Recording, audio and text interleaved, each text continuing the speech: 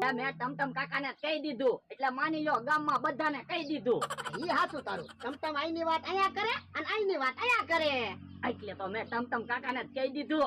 હે બોણી માત બકુડો આવે. ભલે ને આવે, પૈસા આપે તો વસ્તુ આપવાની. હા લ્યો બોલો, હું તો ગામમાં વસ્તુ લેવા ગયો તો કે ટમટમ કાકા કે તમારા પાડોશીમાં જ નવી દુકાન બની. હા દુકાન બનાવી ને. ગોળ છે? બકુલભાઈ આવડી મોટી દુકાન બનાવી તો ગોળ તો હોય જ તે ને. લ્યો તો 5 રૂપિયાનો ગોળ આપી ગયો. હે ગુમડું છું કેમ ગુમડે ગોળ લગાડવો? એ ના ના, તો કેમ 5 રૂપિયાનો ગોળ લેવા આવ્યો?